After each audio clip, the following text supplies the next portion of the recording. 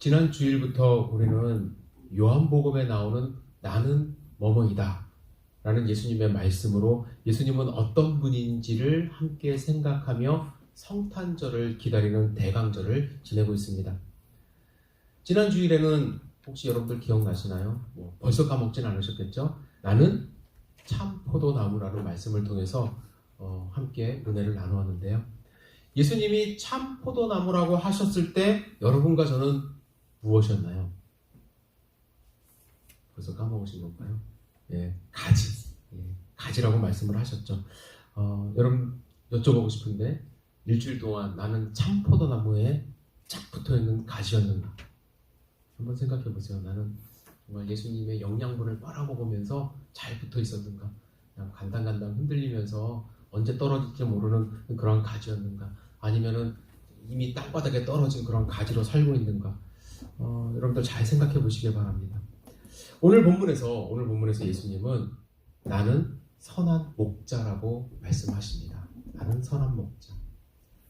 예수님이 목자이면 여러분과 저는 무엇이 될까요? 무엇이죠? 오늘은 대답 안 하기로 작정하고 오셨나 보죠. 양이죠, 양. 오늘 본문에서 너희는 양이다라고 예수님이 직접적으로 이렇게 표현하진 않으셨어요.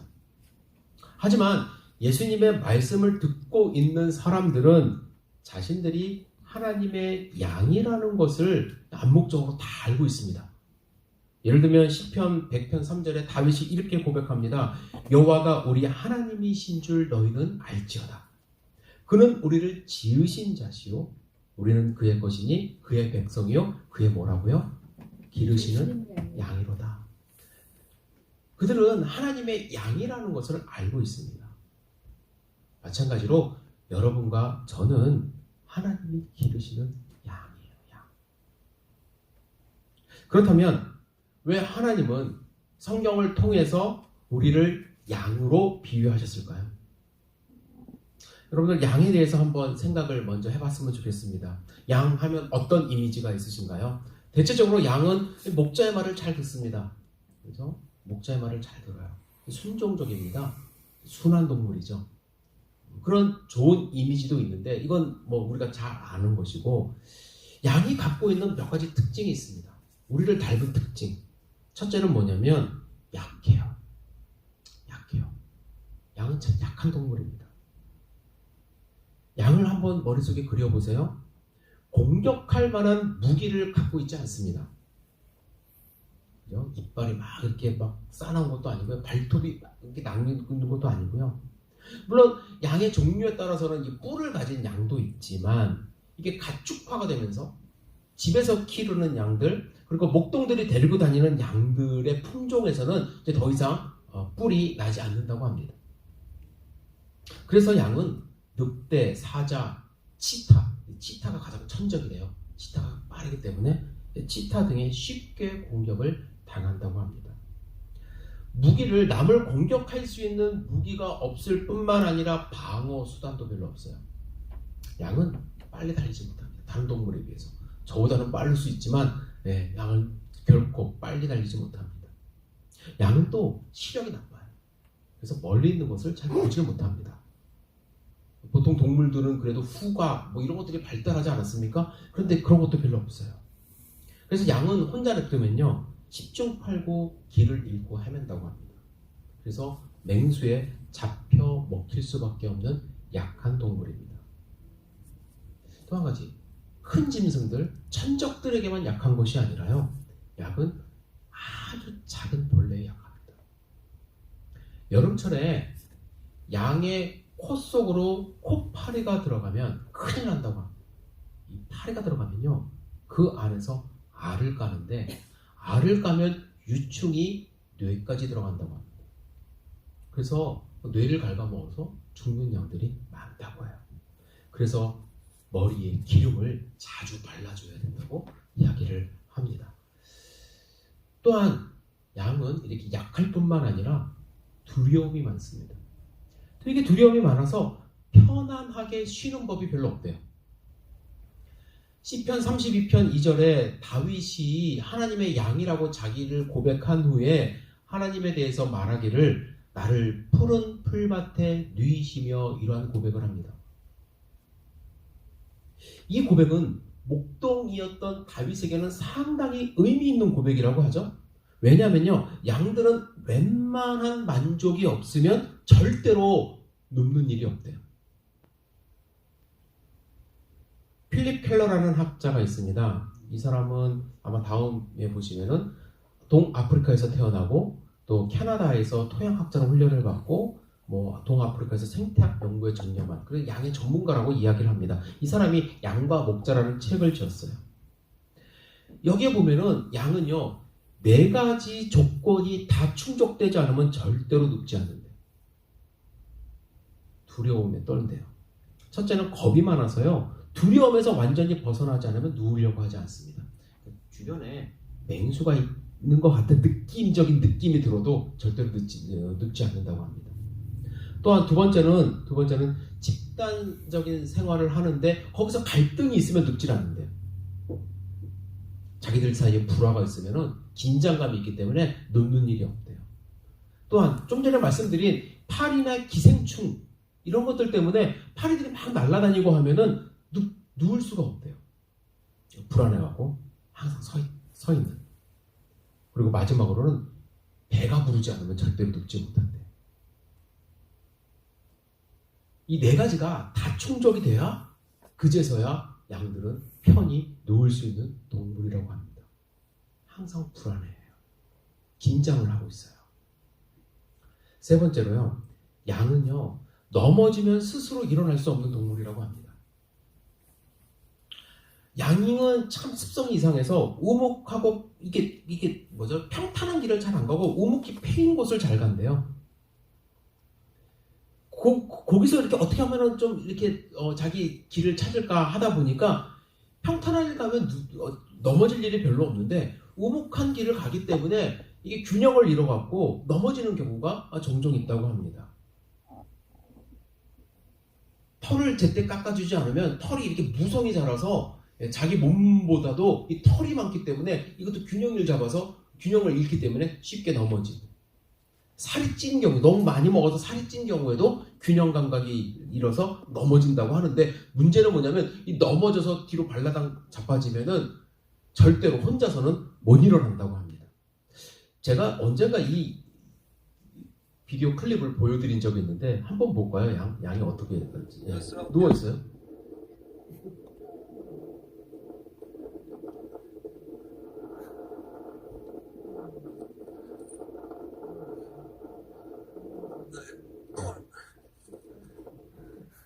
양이 뒤로 자빠지면은요, 사람이 일으켜 세워지지 않으면 절대로 일어날 수가 없는 그런 동물이라고 합니다. 한번 잘 생각해 보세요. 양은 겉으로 보면 되게 온순하고 착하고 순종적인 것 같지만 고집이 세고요, 자기 갈 길만 가고요, 앞가림도 못하는 약한 동물입니다. 하나님이 여러분과 저를 양이라고 말씀하신 것에 여러분들 동의할 수 있나요? 말씀 준비하면서 다시 한번 생각해 보니까 정말 적확한 표현인 것 같아요. 정확한 표현. 사람은 물론 양보다 머리가 좋죠. 우리는 머리가 좋습니다.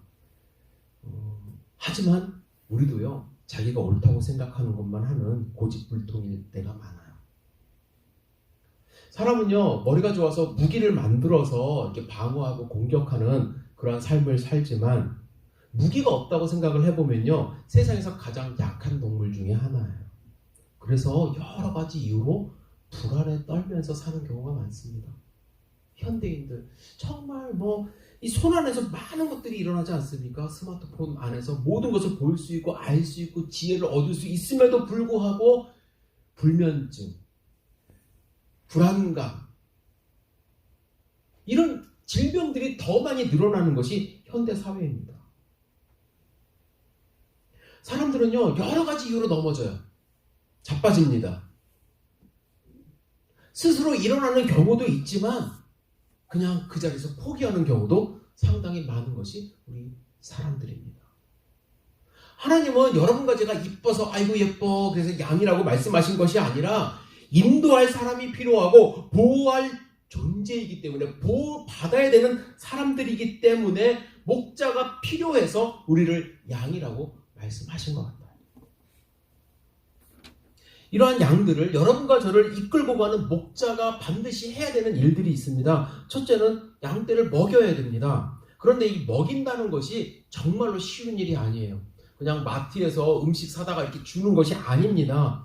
푸른 초장을 찾아서 이동을 해야 되는 것이 목자의 책임이에요.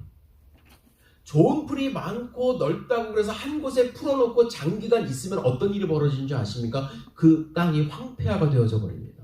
왜냐하면 양들의 배설물을 감당할 수가 없어서. 그래서 어느 정도 일정 시간이 되면은 딴 데로 옮겨줘야 돼요. 왜? 그 땅도 살고 양도 살아야 돼서. 그래서 항상 새로운 초장을 찾아다니는 것이 이 목자의 임무예요. 또한 양들은요, 여름에 약하죠. 털이 많기 때문에 여름에 약해서 한여름이 되기 전에 산꼭대기로 올라가야 된대요. 그래서 목자는 항상 앞서서 어느 길로 갈지 어느 골짜기를 선택해서 산 위로 갈지를 정탐해야 하고 먼저 가서 그곳을 봐야 하는 것이 목자의 임무라고 합니다. 목자는 양들을 먹일 책임이 있어요. 또한 목자들은 아픈 양들을 돌봐야 되죠. 양들은 쉽게 가시에 찔리기도 하고 서로 싸우기도 해서 상처를 많이 입는다고 합니다. 뿔도 없는데 그냥 들이받아서 피도 나고. 근데 이 연약한 동물들을 따로 구분해서 보호하지 않으면 전염병이 돌기 시작한다고 합니다. 그래서 특별하게 신경 써서 약한 양들은, 아픈 양들은 따로 돌봐주는 것이 목자의 임무예요. 돌보는 것뿐만 아니라 보호하는 것. 약탈자들이 그렇게 많대요. 얼마나 쉽겠어요. 넓은 들에 아무도 없는데 가서 그냥 양 몇 마리 갖고 오는 거. 그런 사람들에게서 보호를 해야 되고 들짐승의 공격으로부터 양떼를 보호하는 것이 임무입니다. 목자들은 늘 위험에 노출되어 있기 때문에 가능한 한 혼자 있지 않습니다. 목자들도 그룹을 지어서 같이 다닌다고 합니다. 그것이 목자의 임무입니다. 그리고 목자들이 해야 할 일 중 가장 중요한 것은 잃어버린, 길을 잃은 어린 양을 찾아다니는 거예요. 목자들이 양떼를 소유하고 있는 경우는 거의 없대요. 양의 주인은 따로 있습니다.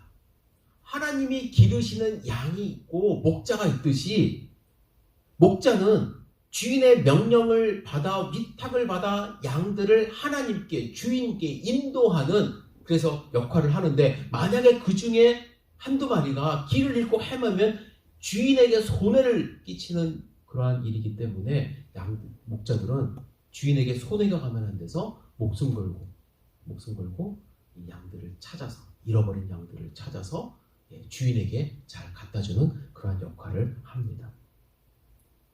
잃어버린 양을 찾는 것, 그것도 목자의 역할이라는 거죠. 하나님은요, 이스라엘 백성을 양 삼으시고 이 양들을 잘 돌봐서 하나님께로 인도할 목자들을 세워주셨습니다. 모세가 목자 역할을 했죠. 출애굽에서 가나안 땅으로. 여호수아가 그 뒤를 따랐습니다. 여호수아 이후에는 사사들이 목자 역할을 했습니다. 그리고 왕들과 제사장들이 이어서 하나님께로 인도하는 역할을 해야만 했습니다. 그런데 시간이 흐르면서 목자로서 해야 될 역할들을 제대로 하는 사람들이 없었어요. 에스겔서 34장 1절에서 6절 함축해서 그동안의 목자들이 이스라엘 백성의 목자들이 어떤 일을 했는지 말씀하고 계십니다. 제가 천천히 읽어드릴게요. 여호와의 말씀이 내게 임하여 이르시되 인자야 너는 이스라엘 목자들에게 예언하라. 그들 곧 목자들에게 예언하여 이르기를 주 여호와께서 이같이 말씀하시되 자기만 먹는 이스라엘 목자들은 화 있을진저 목자들이 양떼를 먹이는 것이 마땅하지 아니하냐. 너희가 살찐 양을 잡아 그 기름을 먹으며 그 털을 입되 양떼는 먹이지 아니하는도다. 너희가 그 연약한 자를 강하게 아니하며 병든 자를 고치지 아니하며 상한 자를 싸매주지 아니하며 쫓기는 자를 돌아오게 하지 아니하며 잃어버린 자를 찾지 아니하고 다만 포악으로 그것들을 다스렸도다. 목자가 없으므로 그것들이 흩어지고 흩어져서 모든 들짐승의 밥이 되었도다. 내 양떼가 모든 산과 높은 맷부리에마다 유리되었고 내 양떼가 온 지면에 흩어졌으되 찾고 찾는 자가 없었도다. 하나님은 지도자들, 영적인 지도자들 뿐만 아니라 왕들을 세워주셔서 이스라엘 백성을 잘 인도하게끔 하셨지만 말씀드린 대로, 에스겔서의 말씀대로 그들은 자기 배만 채웠고 양들이 흩어지게 만들었고 그들을 돌보지 않았습니다. 하나님의 백성을 인도할 영적인 목자들 뿐만 아니라 예수님 당시에는요, 들판에서 진짜로 양을 치던 목자들도 사꾼이 되어졌습니다. 자기 이익만 취하는 거예요. 중동 언어학자 가운데 요아킴 예레미야스라는 사람인데 상당히 유명한 사람입니다. 이 사람이 예수 시대의 예루살렘이라는 책을 썼어요. 이 책에 보면은 예수님 당시의 목자들에 대해서 나오는데 예수님 당시의 목자는 상당히 천한 직업으로 분류되었다고 합니다. 들판에서 상당히 험한 삶을 살고요. 그리고 그 당시 사람들이 그렇게 이미지를 만들어냈는지 아니면 실제로 그랬는지 정확하지 않지만 그들이 그러한 삶을 살았기 때문에 사람들이 그런 이미지를 만들어냈을 것 같아요. 부정직하고 도적질하고 남의 땅을 무단히 침범하고, 그러니까 멀리 가서 초원을 찾아야 되는데 귀찮으니까 그냥 대충 남의 땅에 들어가는 거예요. 또 땅의 소산물들을 슬쩍하고, 그래서 나쁜 짓을 일삼는 사람이 되었다고 합니다. 그래서 사람들은요, 목자에게 직접 양털을 사거나 양새끼를 사는 것을 꺼려했다고 해요. 잘 안 샀대요. 왜 그러냐면 대부분이 작물이었기 때문에. 괜히 샀다가 나중에 돌려줘야 되는 그러한 일을 당하기 때문에. 이러한 평판 때문에요, 참 이 사람들은 재판관도 못 됐대요. 사람들이 믿질 않아서. 법정의 증인도 설 수가 없었다고 이야기를 합니다. 이런 권리는 당시 평범한 사람들이면 누구나 누릴 수 있는 권리였는데 목자들은 그냥 시민도 아니고 또 외국인도 아니고 약간 경계인 취급을 받았다고 합니다. 예수님은 이러한 목자들을 사꾼이라고 부르셨어요. 양 잘 돌보지 않고 돈만 받아서 챙기는 사람들. 백성을 인도하는 지도자들도 사꾼이 되었고 들판에서 양을 치던 목자도 사꾼이 되었습니다. 이스라엘 백성에게는 예수님 당시에 무늬만 목자일 뿐 진짜로 목자 역할을 제대로 하는 선한 목자가 없었습니다. 마태복음 9장 36절에 이렇게 말씀하시죠. 이렇게 무리를 보시고 불쌍히 여기시니 이는 그들이 목자 없는 양과 같이 고생하며 기진함이라. 목자 없는 양같이 고생합니다. 하나님이 이 땅에 있는 사람들을 보실 때, 여러분과 저를 보실 때 이미 지도자들은 우리를 제대로 인도할 그러한 선한 목자가 아니라 사꾼이 되었습니다. 그래서 예수님이 이 땅 가운데 진짜 양들을 인도하고 양들을 하나님께로 인도할 선한 목자로 오셨어요.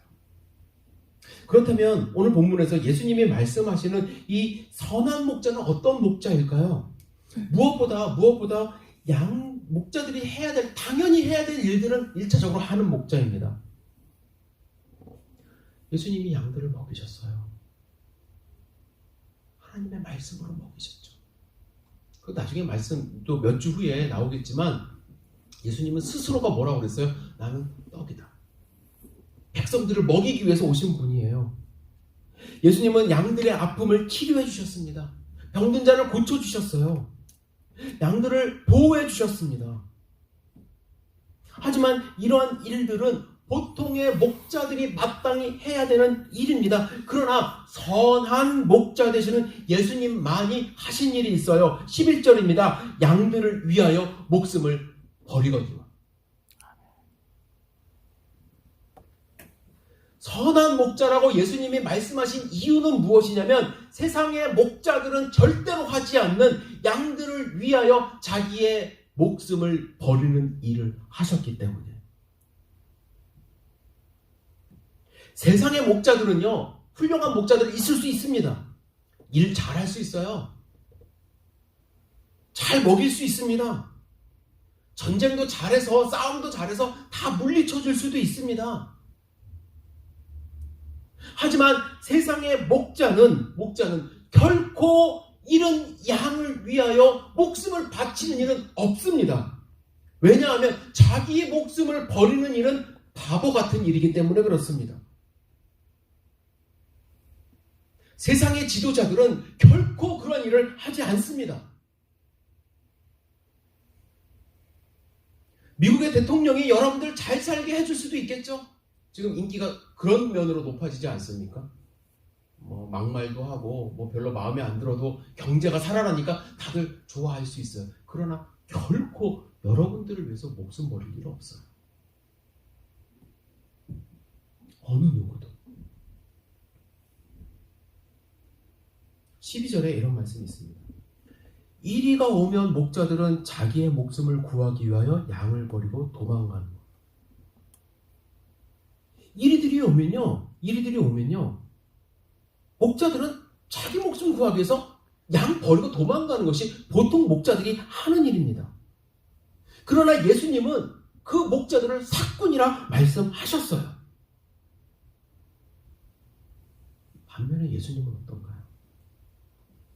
여러분과 저의 목숨을 구하기 위하여 십자가에서 죽기 위하여 이 땅 가운데 오셨습니다.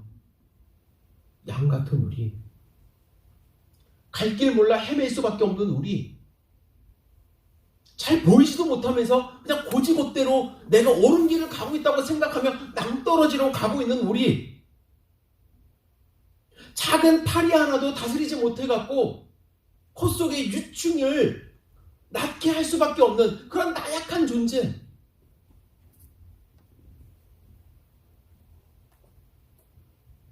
시퍼렇게 눈을 뜨고 달겨 들어오는 그런 사탄에 대해서 우리가 방어할 수도 없는 그러한 능력이 없는 우리를 위해서 예수님은 대신 죽기 위해서 이 땅 가운데 오셨다는 거예요. 더 이상 사탄의 세력에 놀아나지 않게 하기 위해서, 하나님의 백성으로 잘 살아갈 수 있게 하기 위해서, 여러분과 저를 하나님께로 인도하기 위하여 선한 목자로 이 땅 가운데 예수님이 오셨다는 것을 결코 잊지 마세요. 예수님이 오셔서 크리스마스 때 뭐가 좋아요? 아이들한테 물어보면 아이들은 그럴 수 있어요. 성탄절 되면요, 산타 할아버지가 선물 줘서 좋아요. 아이들은 그럴 수 있어요. 그런 기대감이라도 있어야겠죠. 그런데 여기 계시는 분들은 예수님이 오셔서 뭐가 좋아요? 기르는 나의 영혼에 예수님이 목숨 걸고 십자가에서 달려 돌아가셔서 나에게 생명의 길을 주셨어요.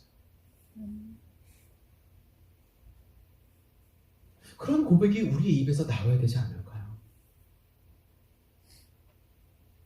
한 가지만 더 말씀드릴게요. 하나님의 양인, 그렇다면 우리 하나님의 양인 여러분과 제가 해야 할 일은 무엇인가? 아까 양의 특징 제가 쫙 나열하지 않았습니까? 한 찹도 볼 수 없고요. 방어할 수 있는 수단도 저희들에게는 없고요. 두려움에 떨고 막 안절부절 못하는 그러한 삶을 살고요. 그런 우리가 할 수 있는 것 한 가지가 있는데 그것은 뭐냐면 예수님의 음성을 알아듣는 거예요. 오늘 본문을 읽은 본문은 아니지만 3절에 이런 말씀이 있습니다. 문지기는 그를 위하여 문을 열고 양은 그의 음성을 듣나니 그가 자기 양의 이름을 각각 불러 인도하여 내느니라. 제가 세번역 성경으로 읽어드릴게요. 문지기는 목자에게 문을 열어주고 양들은 그의 목소리를 알아듣는다. 그리고 목자는 자기 양들의 이름을 하나하나 불러서 이끌고 나간다. 자기 양들을 다 불러낸 다음에 그는 앞서서 가고 양들은 그를 따라간다. 양들이 목자의 소리를 알고 있기 때문이다. 여러분과 제가 해야 되는 것 별로 없어요. 그러나 꼭 해야 되는 것 한 가지가 있는데 그것은 무엇이냐면 예수님의 음성을 듣는 거예요. 예수님의 음성을 듣는 거예요. 지난주에는 예수님의 가지로서 참 포도나무의 가지로서 제가 붙어 있으라고 말씀을 드렸잖아요. 같은 맥락입니다. 양으로서 선한 목자의 음성을 알아들어야 돼요. 그러기 위해서 여러분께 부탁드리고 싶은 것은 하루에 최소한 10분만이라도 하나님께 기도하시고 한 구절만이라도 내가 읽고 묵상하고 그대로 살려고 노력하시고 그냥 일주일 동안 아무 생각 없이 살다가 오늘 주일이네 하고 오시는 것도 저는 그렇게 막 나쁜 삶은 아니라고 생각을 하지만 그래도 일주일 동안 간당간당하게 살다가 주일날 오셔서 일주일 또 간당간당하게 살지 마시고 주일날 예배 드리시고 확신하시고 다짐을 하셨다고 한다면 내일부터라도 당장에 기도하시고 말씀 읽고 하나님의 양으로서 예수 그리스도를 목자로 섬기는 양으로서 그의 음성을 들어가면서 사는 그런 하나님의 백성이 되셔야만 합니다. 한 가지 예를 들고 말씀을 마치고자 합니다. 호주에는 양이 많잖아요. 어느 가정을 목사님이 방문을 했는데 참 신기한 광경을 봤다고 그래요. 목자가 양들을 구분을 합니다. 그래서 양의 이름을 한 마리씩 한 마리씩 부른대요. 근데 다른 양들은 아무 반응도 안 하는데 자기 이름을 딱 부르는 그 순간에 이렇게 탁탁탁 한 마리씩 온대요.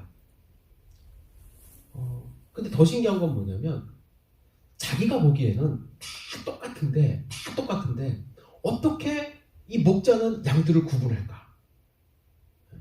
어떻게 구분하지 저거를? 어릴 때부터 봐서 알나? 그래서 목자한테 물어본 거예요. 당신은 이름을 알아듣고 오는 것도 신기하지만 그 양들을 어떻게 구분합니까? 쟤가 좌인지 쟤가 폴인지 그걸 어떻게 구분합니까? 라고 물어보니까 이 목자가 뭐라고 얘기했냐면 저는 양들의 상처를 기억합니다. 양들에게는 다 조그마한 상처들이 있는데 그 상처를 감싸며 그 상처를 보호해주며 그 양을 외웁니다. 예수님이 여러분들의 이름을 부르는 이유는 여러분들이 잘나서 내가 똑똑해서 내가 일을 잘해서가 아니라 우리에게는 각각의 상처가 있기 때문에 여러분들의 이름을 부르며 지금도 기다리고 계시는 거예요. 왜?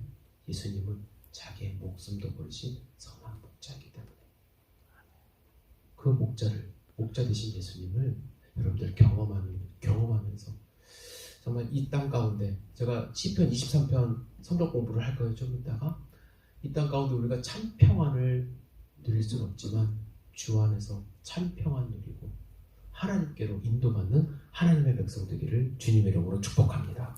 기도하겠습니다.